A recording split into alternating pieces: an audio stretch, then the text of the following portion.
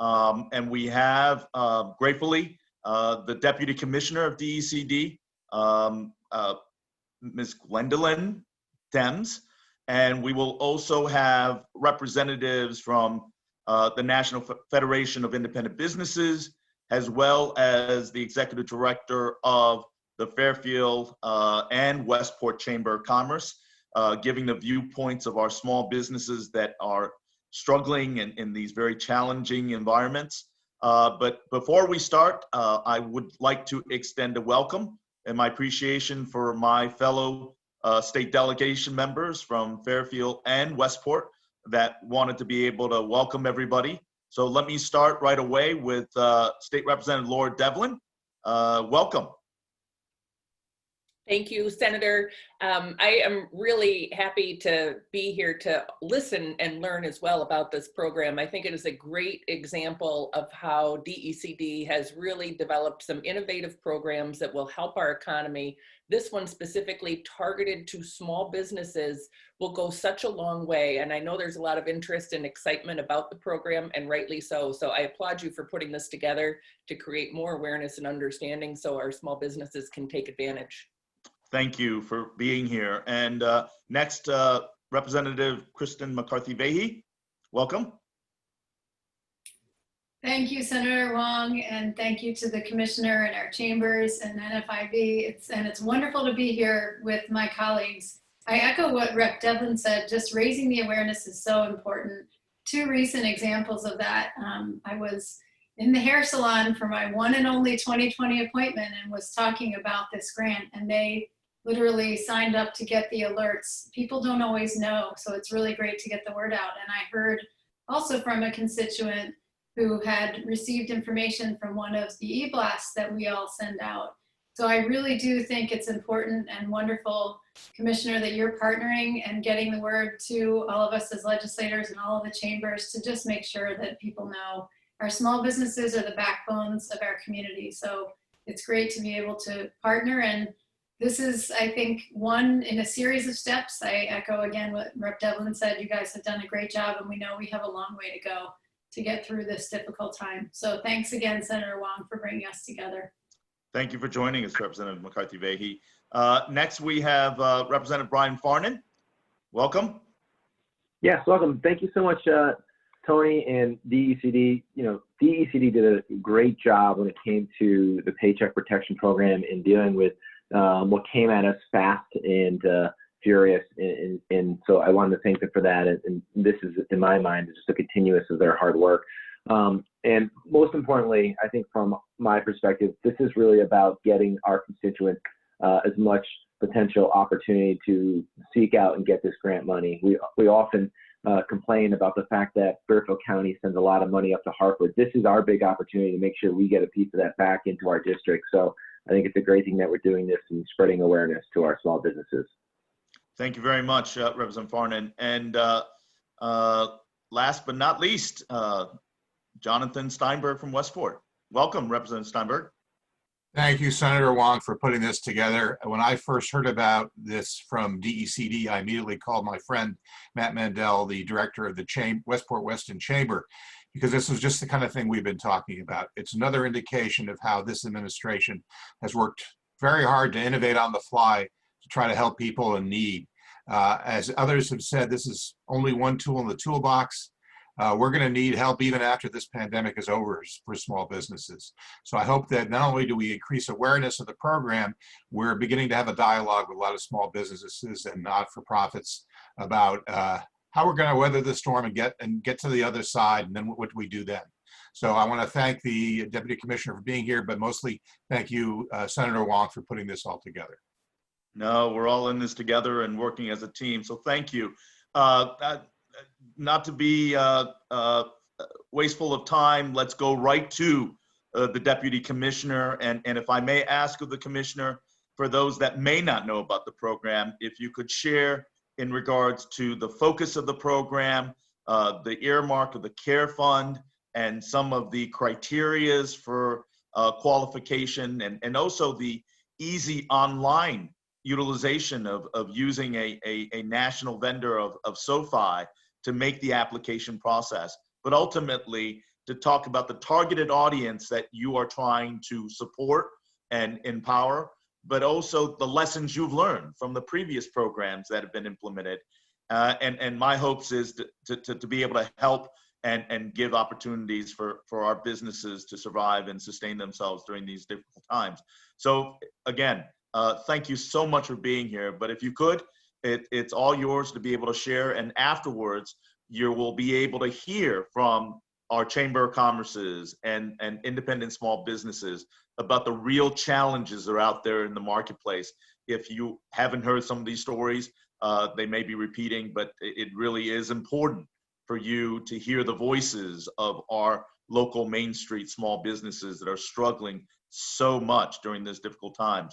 But this is a great program. I'm so grateful for you being here. So the show is yours, Madam Commissioner. Thank you, Senator Hwang. Thank you, Representative Devlin, Representative Kristen McCarthy-Vahey, Representative Farnham, and Representative Steinberg. Thank you so much for your ongoing partnership and leadership as we all continue to collectively navigate these very challenging times from a health side, but also the economic loss and harm side. And so before I jump into the eligibility and kind of the brass tacks of the program, I just want to kind of set the stage and really frame on why we're doing this. And I think that's really important, the why, if you will. So, you know, when we first kind of, the onset of the pandemic, you know, we launched several programs. Representative Farnan mentioned, you know, our DECD Recovery Bridge loan, the federal's first stimulus 1 and stimulus 2 with the Paycheck Protection Program, the EIDL program. And we had nearly $8 billion that was injected into our economy in that first, you know, first phase, first 4 months of, you know, the pandemic. And that was a huge boost, right, to keep our small businesses going. That money, you know, sunsetted midsummer. And so we know that our businesses have continued to struggle without any additional relief since that time. And we're now waiting for, you know, and have been waiting for, you know, additional federal stimulus to come, whether that's a new iteration of PPP, new program and what have you, but I think the message is clear. Our governor has been a strong advocate in working with our federal delegation that additional stimulus is needed for our small businesses. And so when we thought about this program, we said, okay, what could we do with the limited resources we have to really give a shot in the arm, recognizing that this isn't the end all be all. There is significant more money that's needed, but what could we do to really be targeted to our smallest of small businesses and really helping them weather the storm for a couple of months, right? And that can make the difference between, you know, paying some inventory, paying your utilities or rent or what have you, to get through the next, you know, couple of months, recognizing that there's more money coming from the federal stimulus package that we're anticipating. So this was really meant to be a bridge and complementary to additional resources that we know are coming. And so with that, there were 2 main policy goals that we really focused on. One, supporting our smallest of small businesses, so 20 or less full-time employees or no more than 1.5 million in annualized payroll expenses. And we know that these businesses were least likely to access those first rounds of PPP and EIDL based off of national surveys and state surveys that we've done since the beginning of this pandemic. So we really wanted to make sure we were, again, being targeted to our small Main Street mom and pop businesses, if you will.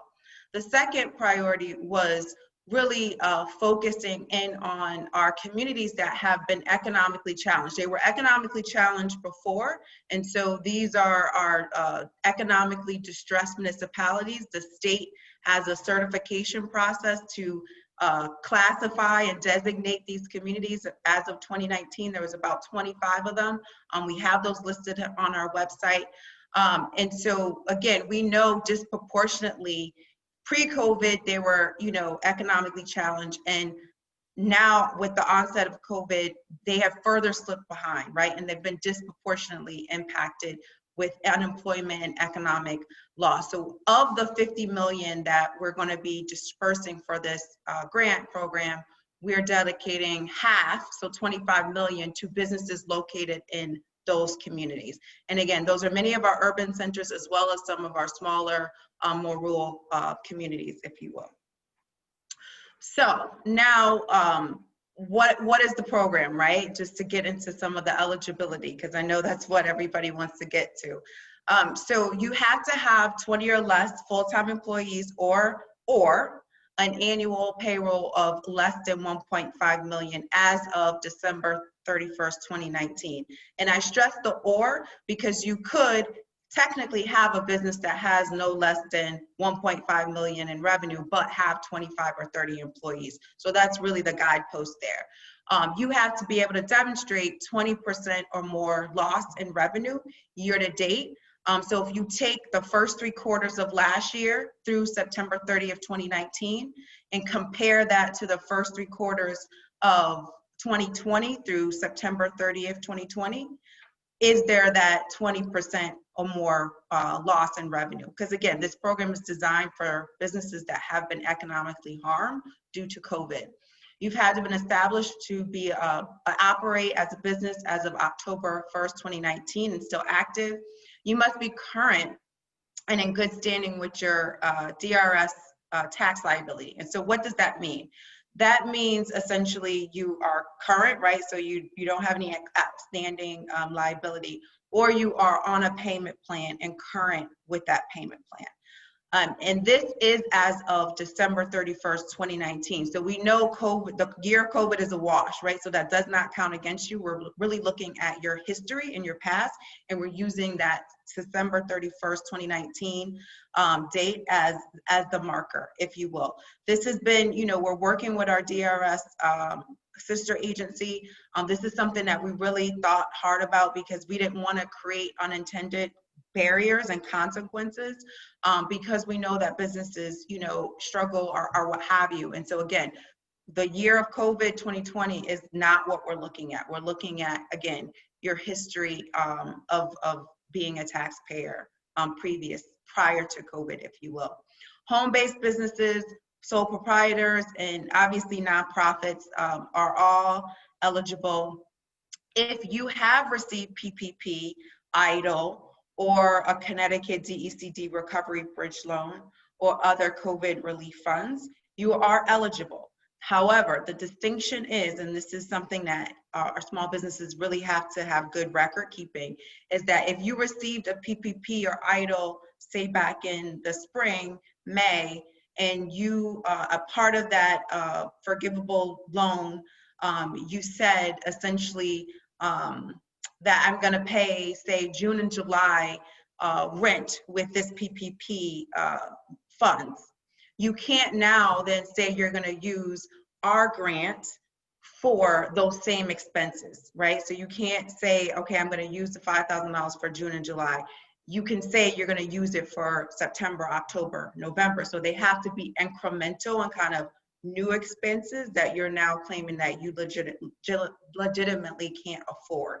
So there's no double dipping, if you will. So you're still eligible. You just have to really make sure that the expenses that you're charging for our grant are new incremental expenses, if you will.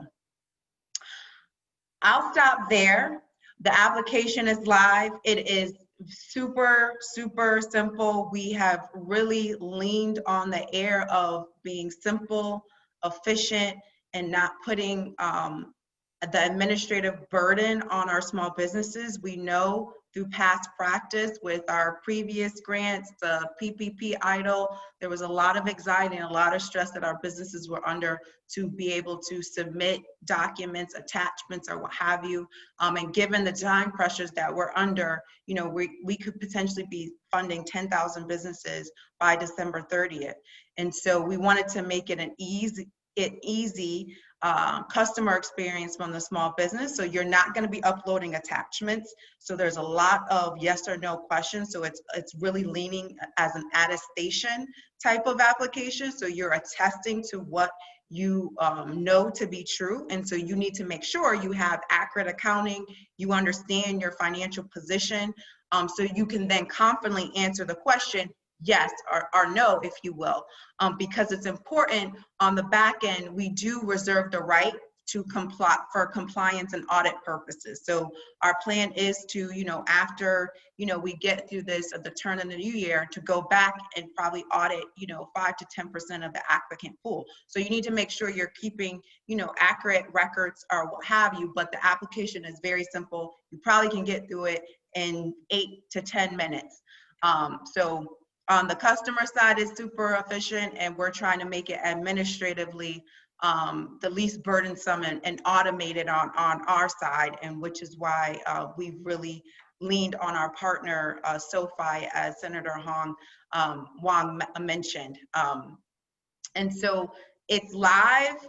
I would encourage everybody to apply. If you kind of, again, fit the eligibility test, please put your application in. We've heard, many feedback. We've been doing business impact surveys since the onset of this pandemic, and we know that people need grants, right? And so if you are eligible, you get a one-time $5,000 grant. And we know that, businesses can't take on any more debt. Their anxiety is high with the level of debt that they're taking on. And so we really are listening. We really are trying to listen, and we will continue to listen. But again, please get your application in, and thank you. Oh, absolutely. Thank you, Commissioner.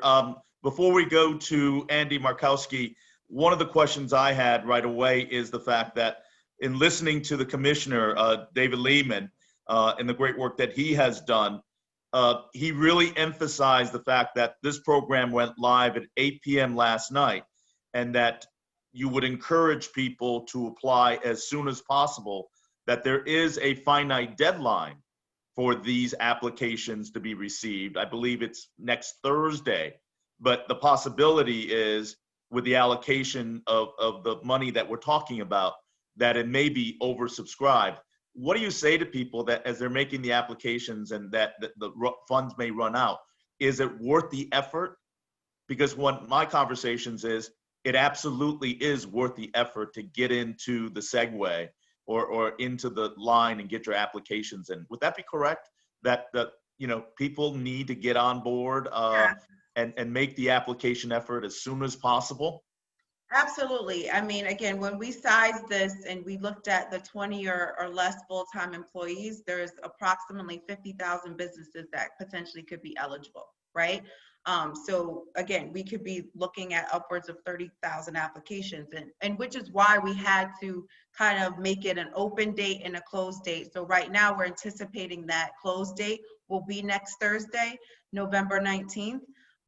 But again, we didn't want to prejudge that. But obviously it depends on demand, because if we're like far over subscribed, we may need to shut it down early. So that's why I'm really pressing on people to get their application in as soon as possible. It is well worth the effort. The application is very simple. It's only going to take you 8 to 10 minutes at max probably to do. And so please get it in, because again, we're using this data for other purposes as well. And again, circumstances continue to change, right? When we designed this program and started building this program, we weren't rolling back, to phase 2.1, right? We weren't seeing the surges that we're seeing happening now. So again, as we continue to kind of gauge the market and understand real time what's happening, that is informing how we're going to continue to have to support our small businesses. So it's well worth the effort. Well, thank you. And as people look at your screen, the website and the details on the screen for you is where they can reach and get that information. Would that be correct? Absolutely. Business.ct.gov is our main website. The minute you go to Business One Stop, which is that business.ct.gov, there is a banner that clicks up Application Live. You click it, it will take you right there. Also, we have our DECD hotline, 860-500-2333, 860-500-2333, where we have economic development specialists on hand, personally talking to people, because again, we understand these are high anxiety times. People are not, you know, always comfortable with automation. They want to hear a live personal voice. So we have people that are available. And also too, I must mention that there's a full schedule on our website when you go to fill out the application, but we're also having office hours. So we have a morning session, I believe it's like 8 to 9, a lunch session and an evening session where we have our team members that are on, you know, Zoom, like I think it's Microsoft Teams platform, and they're just doing open office hours. So a small business can drop in and ask their question, get it immediately answered, and go back and fill out their application. So there's real-time help too to help you fill out your application as well. And we have a whole host of also partners. So the Women's Business Development Center, the Small Business Development Center, who are all out there willing and able to help. And this is all resources that are on our website. Thank you. We're getting a lot of questions from listeners. I just wanted to repeat that this is being recorded and the resource is going to be available to you afterwards and the contact information. But why don't we go to Andy Markowski, Commissioner, and for Andy as a representative of the National Federation of Independent Small Businesses to offer you some of their perspective, and if he has any particular questions from his membership that could be answered, and we'll follow through with respectively the Chamber of Commerce's as well. So Andy, if you could share some of the challenges your memberships have encountered and be able to have a voice to share with the Commissioner of DECD, but also if you have any particular questions to the Commissioner on behalf of your membership and people's interests and concerns. Great. Well, thank you, Senator Hwang, for putting this together.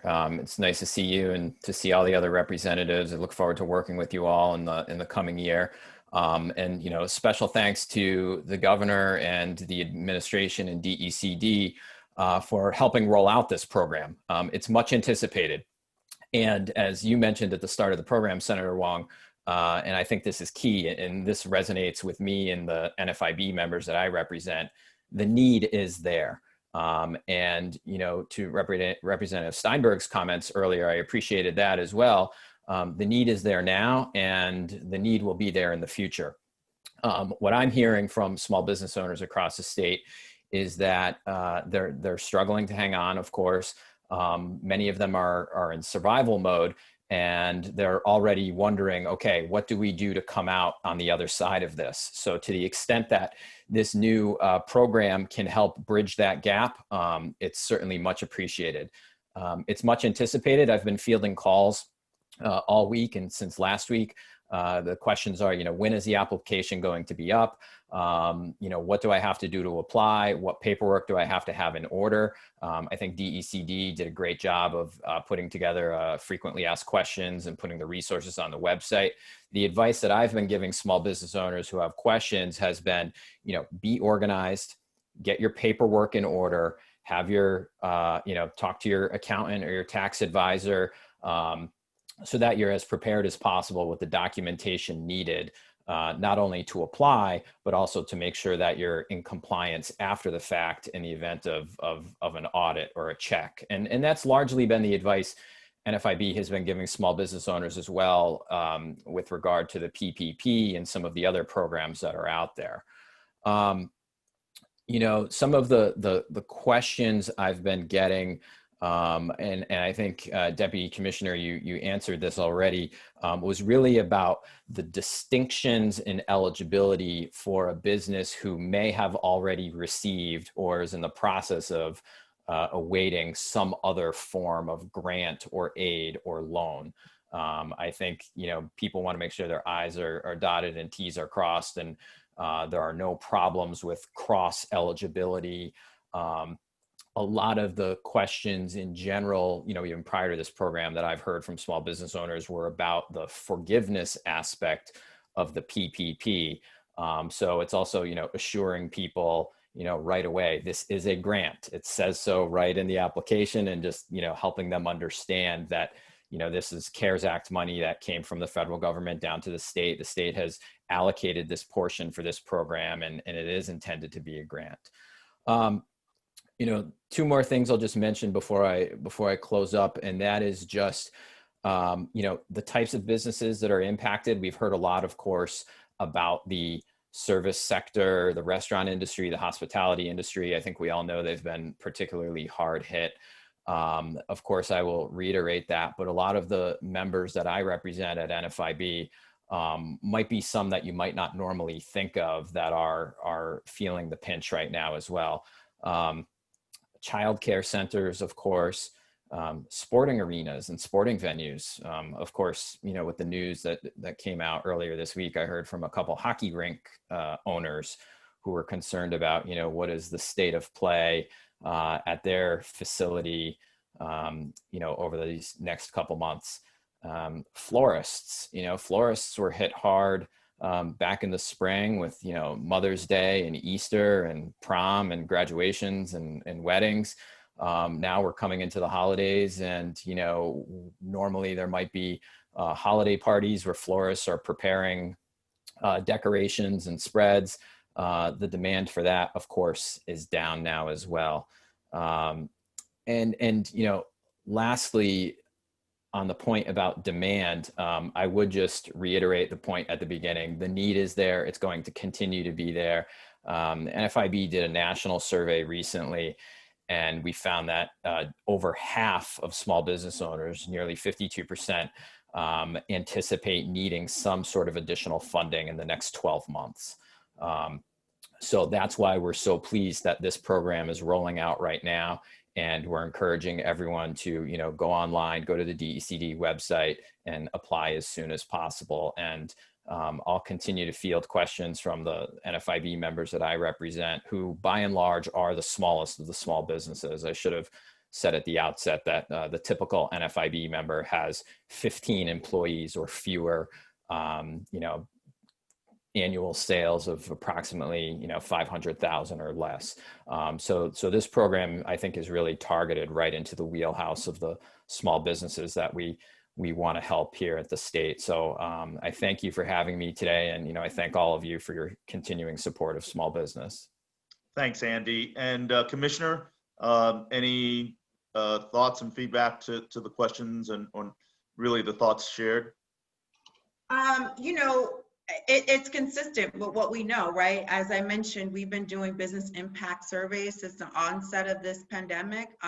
And that was important to make sure we have a finger on the pulse and we know real time what's happening. That's going to continue to inform our policy decisions and our investments. And so on the point about childcare, that's so essential, right? That's a fundamental economic enabler, right? So when we talk about getting our economy going back, if we do have jobs available, we have to have childcare available to get people back to work. And we already see the numbers of women that are dropping out of the workforce at astonishing rates. Just this week, you know, personally, my son's 4th grade teacher, you know, has a young family, and December 23rd is her last day. She's going to be a stay-at-home mom. So this is real time what's happening, and people are making these trade-offs and facing these consequences every day.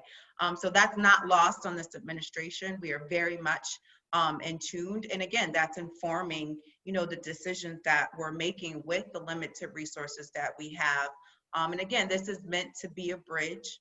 We are working, you know, aggressively in our governor with our federal delegation to ensure we get this next round of stimulus. Because if we do kind of the math, if we look at the first, you know, rounds of PPP and we look at kind of, you know, our smallest of small businesses, that probably was, of the 8, that may have been like $2 to $3 billion. So if we look at, you know, trying to support them for the long haul based on the survey data that we know of the need of small businesses over the next, you know, 6 to 12 months, we could be looking at $2 to $3 billion that of support that are needed to keep our businesses sustaining. So it's not a small number, right? And so we can't do it without our federal government stepping up. Well, thank you. And you raise a very important point that, you know, when we talk about Main Street businesses, restaurants, things like that, but we also need to be conscious that this program is also supportive of childcare facilities, those kind of small, beyond Main Street type of services that kind of have a kind of a cascading effect affecting all different sectors. And this grant is intended to reach to those people. So I really appreciate the foresight of the administration and commissioners of DECD to recognize that group. Now, let me go right to Beverly Ballas, Fairfield Chamber of Commerce Executive Director, representing an array of businesses.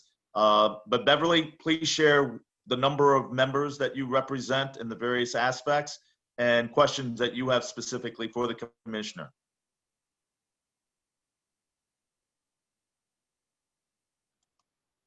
She's on mute. I think You're muted, Beverly. There we go. Welcome, Bev. Yes, thank you. And thank you, Senator, for pulling this very important meeting together. And thank you for our Deputy Commissioner for being here today to ask questions, and our representatives as well. This is very important. And I think what I hear still is although EIDL was out there, I hear from our business community that we don't need more debt, we need help. So this is what is very nice about this grant, and I like the way that it's really pared down to with your requirements for really the smaller businesses. Our chamber, we have a little over about 330 business members, and the core of our membership is small business. We don't have any large corporations here. We don't have any really big businesses here. We've got Bigelow Tea, Save the Children is here. But this is right in our wheelhouse for our town of Fairfield. So very happy to have this program coming forward. We also do have nonprofits in town, so they will be taking advantage of that as well. So just very happy. I did receive an email this morning from one business who said, "We're sorry, we just can't stay open anymore." And those emails are very hard to receive, as we all know on this Zoom meeting, but that still continues. So $5,000 is very important, and we're looking forward to continue to promote this out to our membership so the applications get processed quickly. And I know from one of your other presentations, it's really getting all your information together in advance of the application so you can get through it in about 7 or 10 minutes. But thank you for this, and everyone's happy that it's out there.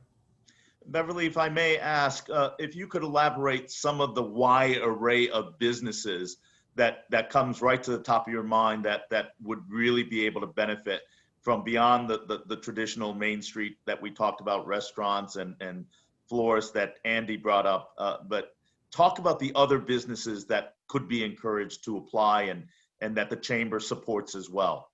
Right, so clearly we have many restaurants in town, but the independent ones, for instance, are fitness businesses. You know, and we have many. We have a section in Fairfield called the Sportsplex, and we have a lot of individual businesses in there. And you know, since day one, you know, it's been very difficult for them, and that is one important sector, I would say, of businesses that are looking for help as well. We have, again, nonprofits are important, and you know, we have our hardware stores, we have service centers, we are retailers, and we have many retailers downtown as well who need help. It really does run the full range of businesses across the board that really need help. If I may, Senator Hwang, just jump in and Absolutely. Piggyback off of Beverly's comments around, you know, just kind of preparing and making sure you have all your information so you can get through the application, to your point, in 8 to 10 minutes. That's really critical. So I would just reiterate, you know, you need your social security number, particularly for sole proprietors. You need your EIN number, and you need your state tax ID number, right? Not your Connecticut Secretary of State registration number, but your state tax ID number that's on your return in the top right corner or what have you. and your banking information, right? So you need your bank routing number and account number. And these are really, really critical. This is one of the key lessons learned from our own DECD Recovery Bridge Loan Program and what we heard from PPP and EIDL as one of kind of the biggest errors, right, of just human errors. And obviously businesses were really kind of, a lot of information was coming at them, high anxiety, and they just missed numbers, right? And mistranscribed numbers. And so previously when we did our DECD Recovery Bridge Loan, we were able to kind of do that customer care and go back and like, hey, verify, did you miss the number? This isn't the right number. Unfortunately, because of the time pressures that we're under, we're not gonna be able to do that this time, right? And so we really gotta churn through high volume of applications. And so people really need to make sure that they're putting in the right information. So write it down next to you on a pen and pad or a paper. Make sure you have it in front of you. Make sure you're double checking, right? When you put the number, even if you have a second pair of eyes, you know, make sure that you put that information and that you have your glasses. I'll just give a funny story. A business reached out to me and said, I've been stuck on the same screen for 30 minutes. And she showed me and I said, well, your emails are not the same. So she added 2 letters to the second confirmation of email. And she's like, oh my gosh, I didn't have my glasses on. So I just, again, anecdotally, these are the anecdotal things that are happening. So I just want to really reiterate the point. Well, thank you. And if I may, it is important with all of those relevant confidential financial information that the state and DECD is utilizing a nationally recognized, software as well as a financial services organization, SoFi, and ensuring that confidentiality as well as security of that data information when they input that through our state website is to the best that they can, secure and confidential and protected. Can you share that a little bit? Because what you just shared in your frequently asked question package is a lot of really relevant and private and impactful information that people may be hesitant. Can you offer that security and comfort that the vetting of SoFi and what it brings to the table?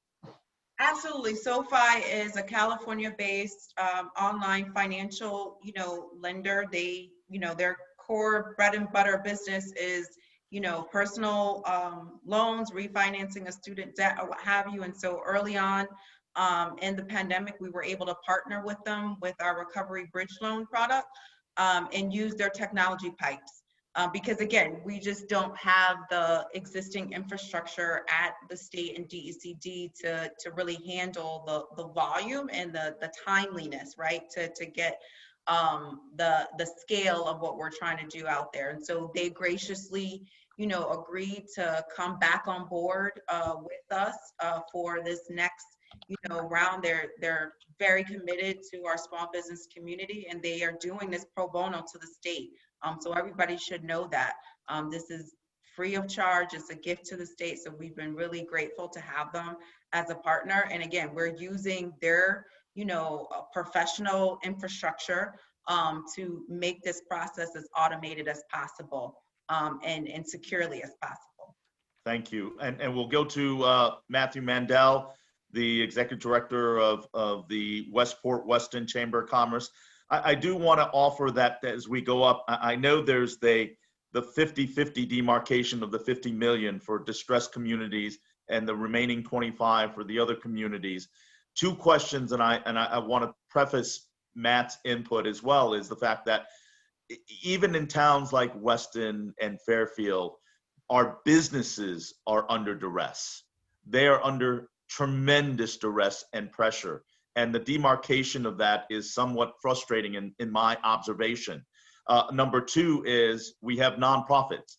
In fact, both of our Chamber of Commerces are a unique set of nonprofits, and they are getting some mixed messages in regards to that. But I'll defer to Matt to kind of reiterate that our businesses in some of the locales and different communities that are not under the category of the 20+ centers that have been designated, every business is under duress under the COVID environment, and there's tremendous need everywhere. But with that said, Matthew Mandel. Thank you, Senator Hwang, for putting this together, and representatives for joining in, and Beverly and Andy, thank you for being on it. When this first began and businesses were all being closed, chambers were getting together online and trying to figure out what we can do. And we found out that there were over 26,000 businesses that chambers represent in the state of Connecticut alone. And that's, you were talking about 50,000 businesses overall, but more than half of them, if that's the case, are represented by Chamber of Commerce. And so the questions that we'll ask today are probably reiterating all throughout the state today, with other businesses asking their chambers, what should we do? The interesting thing that occurred during the PPP monies and the CARES Act that were coming out of the federal government were that chambers, being 501c6 organizations, were shut out of all cash. And it's only lately that we're hearing that there's a possibility that more nonprofits will be getting money either from the state or the federal government. And so that's something that's very important to us, because since everybody comes to us asking for questions, and we're the ones who have no money and have no dues coming in, aren't able to run our events, we're actually suffering more than maybe some of the businesses that we're actually helping out. And yet we still do. I know Beverly and I have worked tirelessly on trying to help businesses even while we're being hobbled. So that's one thing. But so the question that Senator Hwang brought up, and we had discussed before, was that 50% of the money is going to economically challenged municipalities. Well, obviously here you're in a meeting with Fairfield and Westport and Weston, and we're not economically challenged. But as Senator Hwang said, but our businesses are. So our businesses that are going to be applying, what can they expect out of this? Are we already looking at 50% less? So there's only 25 million for us. Is there a possibility of more money coming to all businesses and looking at them in general? So that's a question for you. Yeah, so at this point, we've been directed to target 50% of the 50 million. So that's 25 million to those designated distressed municipalities and 25 million to non-distressed municipalities. That is the current directive via the governor. Again, wanting to, make sure that we are, really focusing on, to some extent, our disproportionately impacted communities.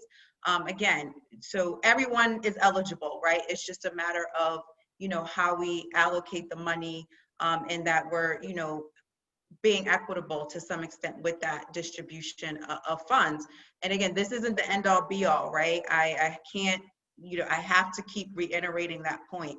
This is meant to be a bridge and a window and that shot in the arm for small businesses for the next couple of months, but recognizing that, we are anticipating more federal support coming down the line. And then also, we're going to continue to inform, our investments and our policy decisions. Thanks. Just to let you know that we have already submitted our application this morning. And as we were going through it, we noticed a couple questions that I think might make nonprofits worried that they're not being represented properly.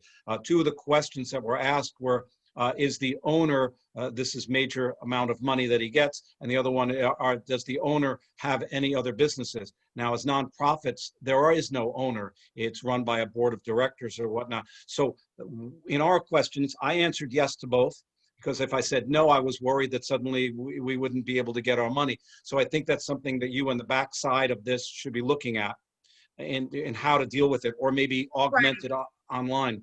Yeah, so that question was really meant for sole proprietors and LLCs who don't have any employees, for us to, again, gauge, is this a side gig, if you will, because we know there's a lot of people who have, who are sole proprietors that have full-time employment, but they have a business on the side, right? So that question was really targeted to get that intel.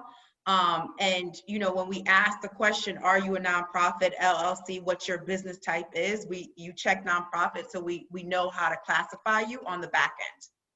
Okay, so that's, I'll tell my people that they should plow on through that one and move forward. About the different loans that people have gotten, the PPP, the EIDL, so people are probably going to be worried that, oh, if I have one of these, I won't be eligible. And you said that everybody is.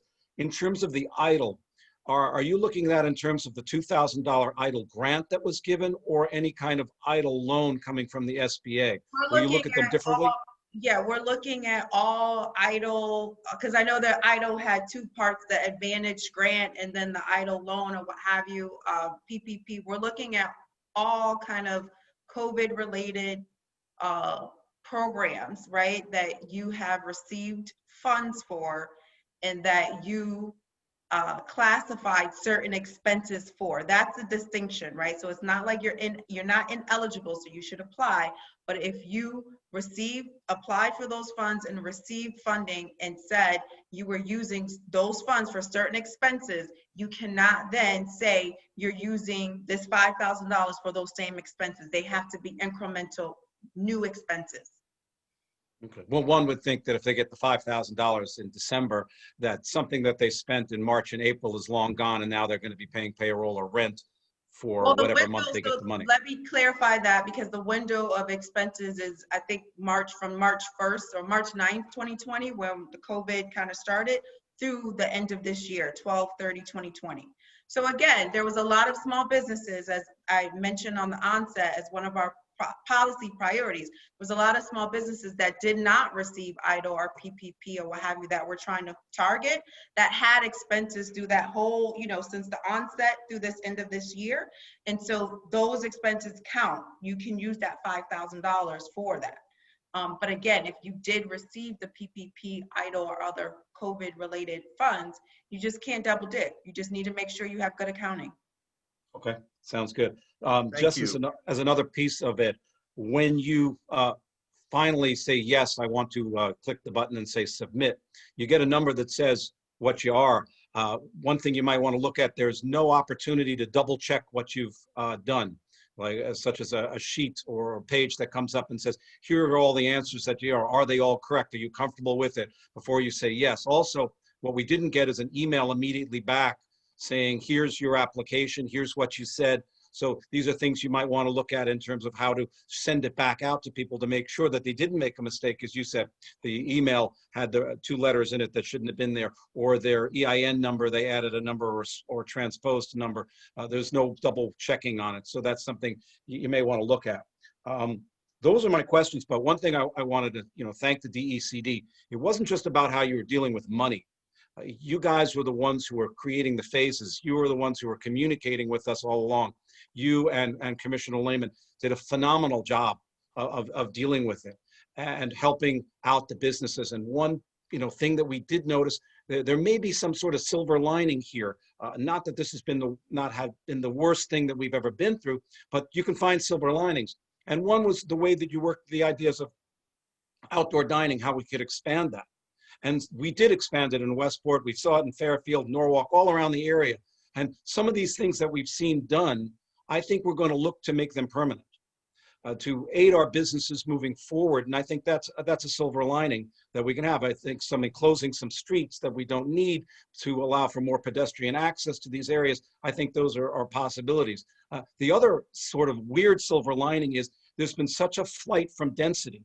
People are trying to remove themselves from places where the COVID is so dense, and they want to find the areas of our communities. And Fairfield County has actually benefited from this, where we were losing people because the economy was problematic. Now we've got people coming from New York wanting to live in the towns of the Fairfield area, and the Fairfield 5 has been one of a big organization group that's trying to bring new business and whatnot. So there's new opportunity there with new people being here, new businesses that will probably arrive from it. So the DECD, thank you for what you're doing, but look at these things. We have more to do. And the other thing is the biggest issue that I'm hearing now is the PPP money and everything got everybody through the first hump.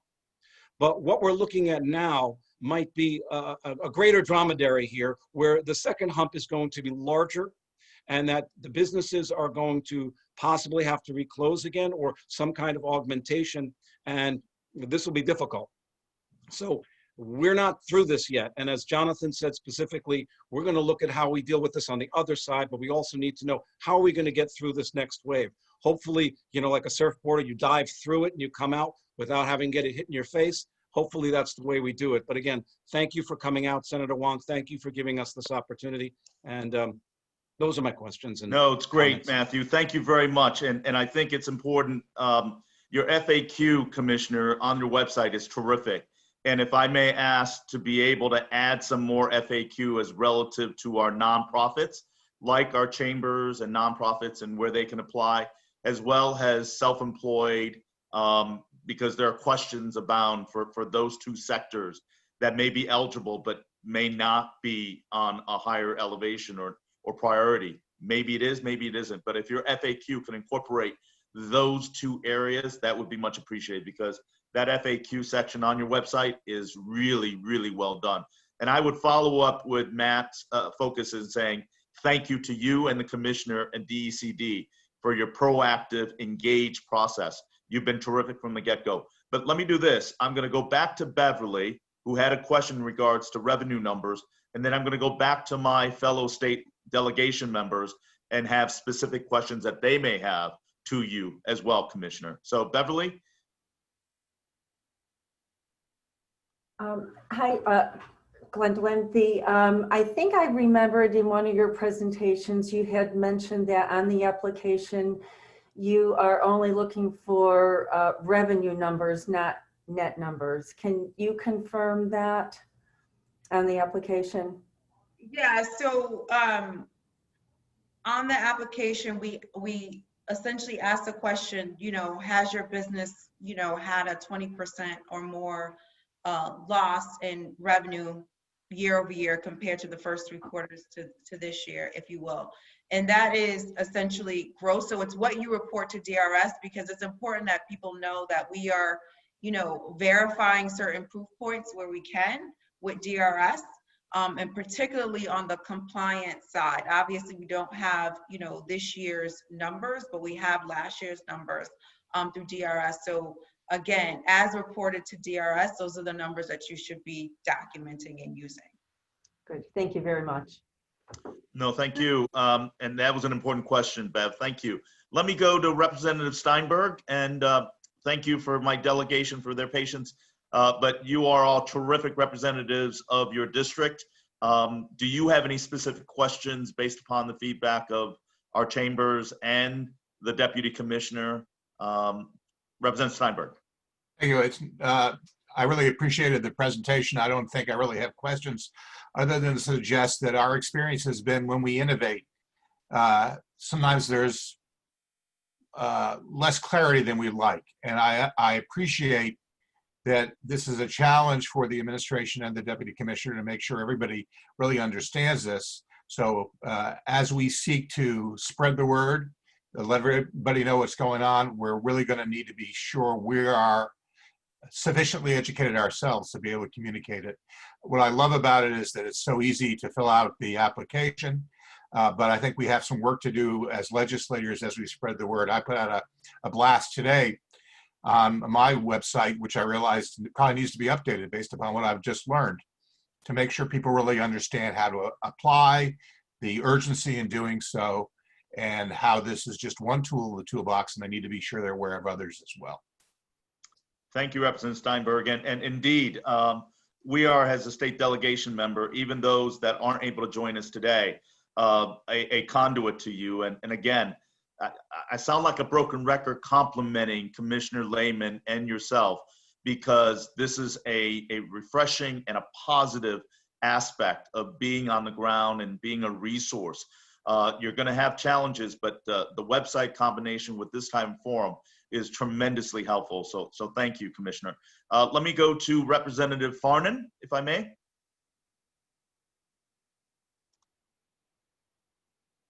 All right. No additional questions. I think everything was handled very thoroughly. I mean, my only kind of overall comment is when it comes to these New Yorkers coming into Fairfield County, obviously it's been a boon to us. We see it in our real estate values, but the long-term success of New York City is also crucial to us. So just wondering from a DEC perspective, obviously I'd love to poach as many companies as we can.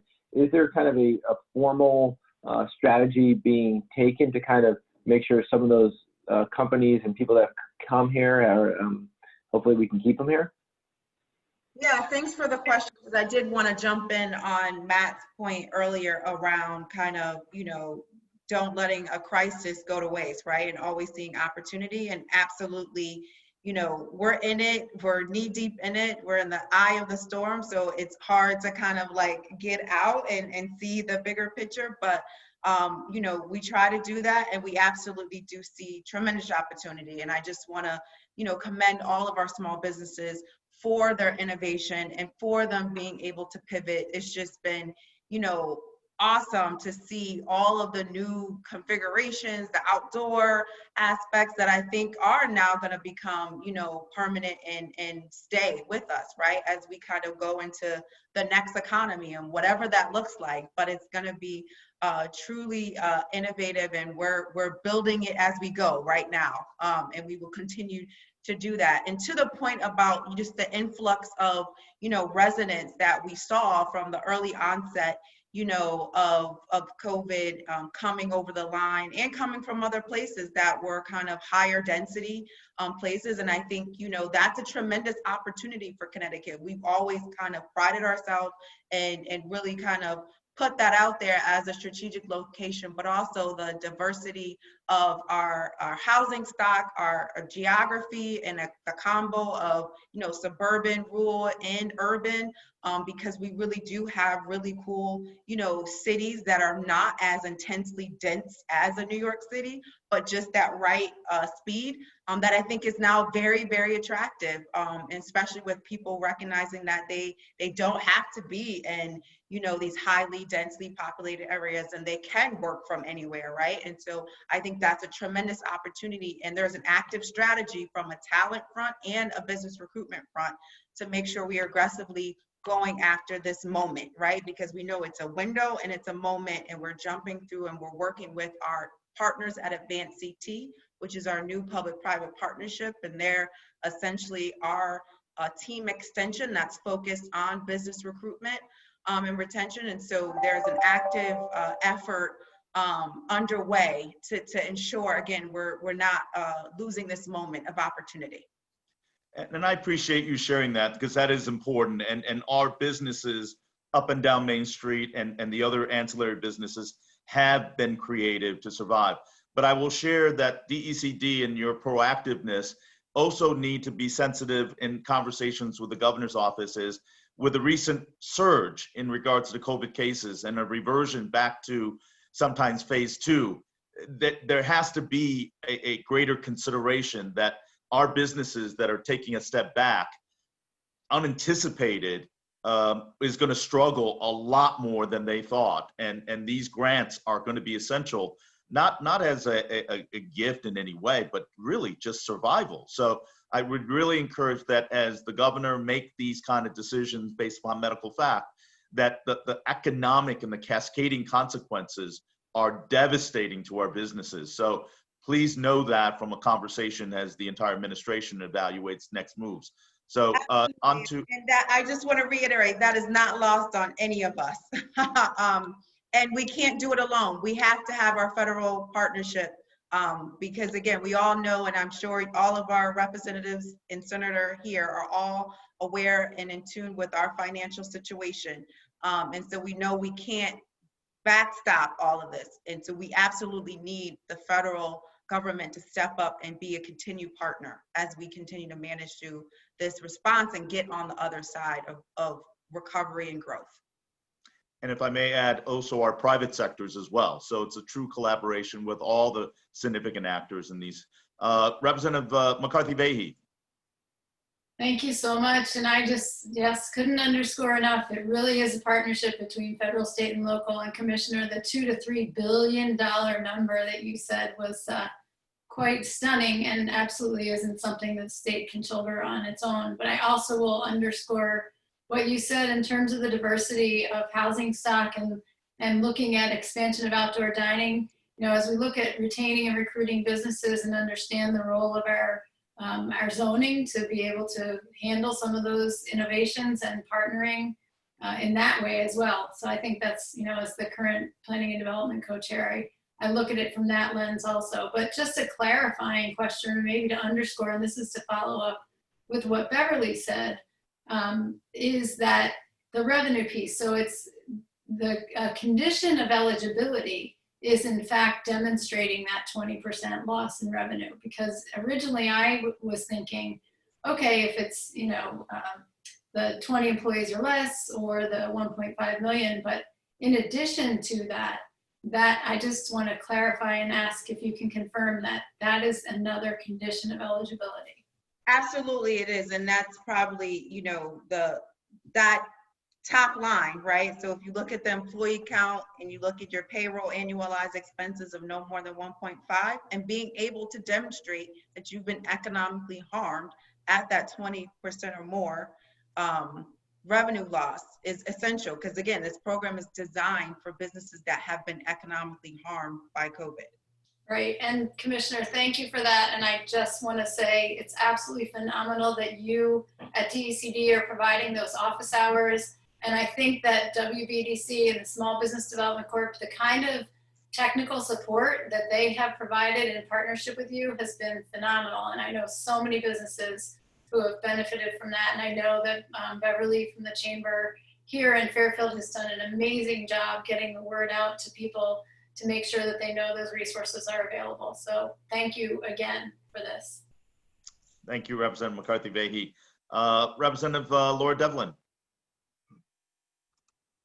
Thank you, Senator. Hey, I'm going to jump on the DECD fan club train. Really, you guys have done. I'll take it for now. I'll take it for now. Take it. It can turn at any moment. I'll take it. You know what? One thing that you have really brought to this is an attention to customers' focus that we don't see frequently in a lot of state agencies, and you've really set the bar. The example of office hours, and I did just notice, I was looking, there is one tonight at 7 o'clock, and there are office hours over this weekend, both on Saturday and on Sunday. I think that's just tremendous, and especially in these early days where hopefully we will have our businesses applying. 2 points just that I would like to emphasize, not necessarily have a question about, but home-based businesses do also qualify for this program. And for those businesses that are more brick and mortar, one of the qualifying expenses is complying with the COVID orders. So if it's plexiglass or the stickers or whatever you need to do to comply, I think that's another big piece, because traditionally it is, covering your salary or your rent or your utilities. I can't think of a physical business that hasn't incurred those kinds of expenses. And I just think that's also a great aspect to this program. So thank you for doing this and for supporting our small businesses in the way that you are.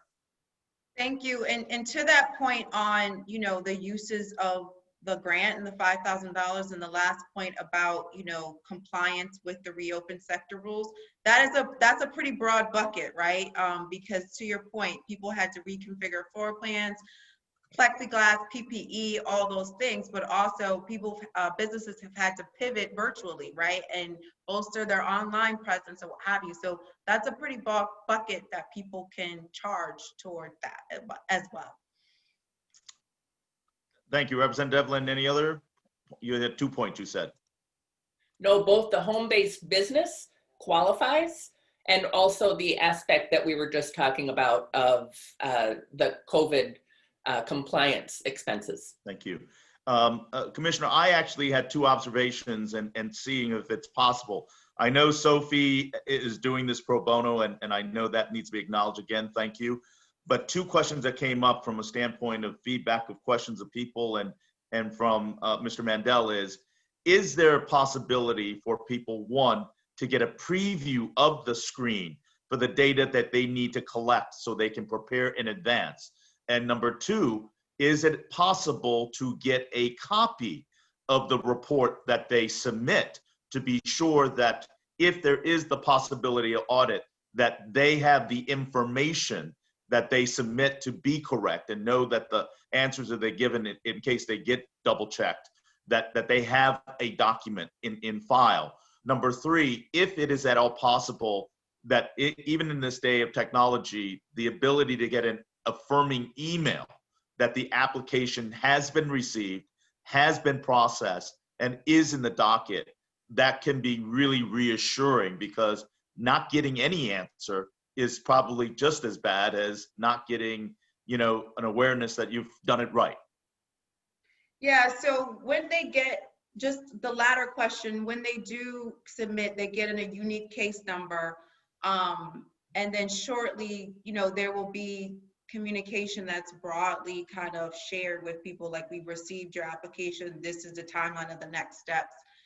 But also they can call into DECD's 860-500-2333 to check on the status of the application, if you will. The platform that we used was very limited from its technical ability, because we had to move fast and we had to develop something fast, which is part of the reason why it's very simple and efficient. So I can't promise any of those things, because we went back and forth on a lot of these pain points and these issues. But at the end of the day, the platform that we were using was very limited and was kind of like off the shelf in a template that we kind of had to play within this box. So we really tried to, you know, make use of the best way we can, and really focus on the information that we need in the time that we need it. But it's good feedback. It's not lost on us.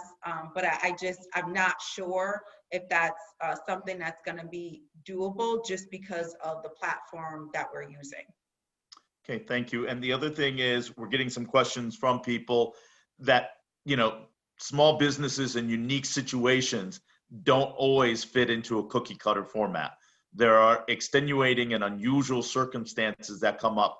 And however best intentions, the phone lines don't always get connected. And how would people with extenuating and unusual circumstances that need a direct liaison, how could they best facilitate trying to create an appointment or to be able to get that documented? Where do they go about in explaining their extenuating circumstances to your organization to have that proper consideration? Yeah, so there's a few different resources that are available and resource partners, because again, DEC does not, we don't do this in isolation, and we don't do this in a box. We have a entire ecosystem of partners that are out on the ground, and technical advisors that are helping businesses. And so I mentioned that we have our hotline, the 860-500-2333, where a business can access a live, you know, person to, again, talk through whatever circumstance or situation they have. And if they can't help them, they will get them to the right resource. We have the Small Business Development Center, the Women's Business Development Center, that are available and have, you know, multiple business advisors that are on the ground that literally help people fill out these applications and help them go through these applications. And again, in the onset of you know, COVID, when PPP idle, these technical advisors were rock stars. They were literally doing the application physically for businesses, if you will. So I would really stress businesses to use those resources, and they're all on our website listed, all of our technical partners that businesses can access to talk to someone personally, to go over their unique, you know, again, circumstance. And my last question would be the possibility of federal funding, which in the past PPP program was administered by the federal SBA program, and the communications wasn't always great on that. And the accolades that you and Commissioner Lehman have received today is well deserved and truly appreciated. Is there a conduit with DECD if there is forthcoming, federal money? Is there any conduit where DECD can help our businesses with a federal interaction? Absolutely. From the onset of the pandemic and the first rounds of the stimulus, we were one of the first 3 states to actually get a disaster declaration. So we got that idle money into our economy quicker than all the other states in the union, if you will. And so we are absolutely tied to the hip with SBA on mobilizing resources, making sure we're coordinated. Again, the partners that I mentioned, the WBDC, the Small Business Development Centers, those are all SBA affiliates that are on the ground. And so we work with as a team to, again, mobilize those resources, get prepared, get ready to, again, ensure that we can effectively communicate and make sure that we are, our small businesses are accessing those resources. So when you look at the close to $8 billion that came into our economy, that was because of that coordination and close collaborative effort between the State Department of Economic Development and the SBA, mobilizing very quickly, and we got more than our fair share and pumped, pushed well above our weight based on our per capita and what we actually got into our economy.